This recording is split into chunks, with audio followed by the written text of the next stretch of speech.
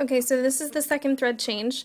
The first thread change has you stitch a rectangle on both sides, so it just stitches the rectangle so that you know where to put your zipper in the middle, how to place the edges. So you'll see on the edge here, kind of underneath, you can kind of see where the thread edge is, and then you line up your zipper. Now my zipper little thing is at the top here, up out of the way. So it's actually taped up out of the way. And now I'm going to stitch down the second thread change. I tried this once and my thread wasn't threaded right, so we'll try this again.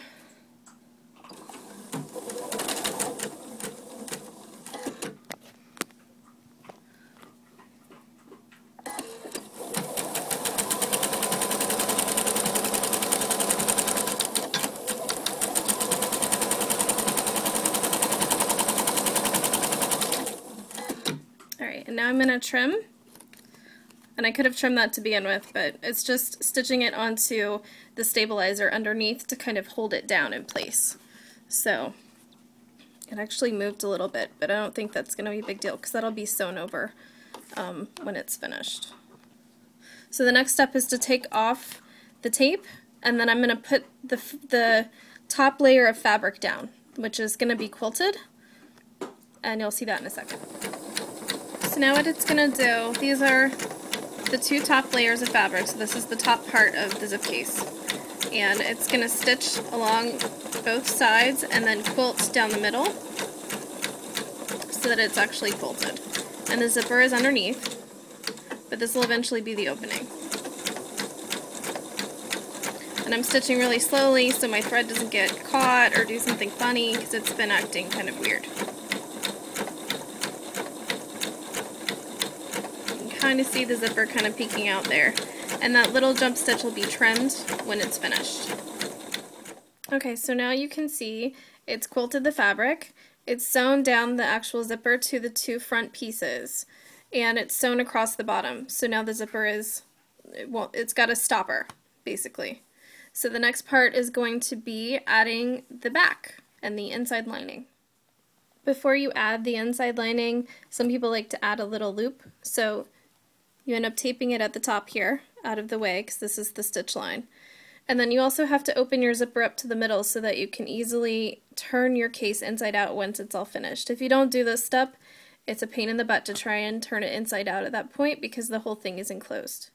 And the last step is to add your inner lining and your outer piece. So I've got, this is my inner lining, is this gold fabric here. And then my outer piece, my back piece, is going to be the Seminole print. And then I have a piece of batting in between. That's optional, you don't always have to do that. So I've got right sides together, making sure that the entire thing is covered.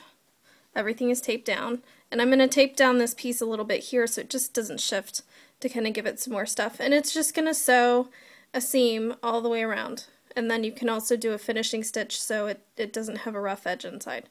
And then you're finished, and then you just turn it inside out. And then when you're done putting the outside stitch on, this is what it looks like. So this is the actual inside of the case before you turn it inside out.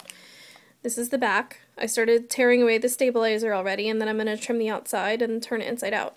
So stabilizer and everything takes a little bit of time to take off, but it's not too bad. And then you just flip it inside out and it's done.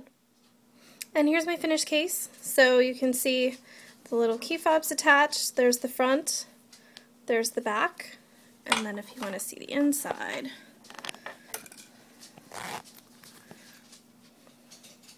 there's the inside. You can see the seam. It looks really nice in there. So it's not too bad for putting a zipper in. I've never really done one like this before. It makes it really easy, and it looks good when it's done. So it's a fun little quilted case for sure.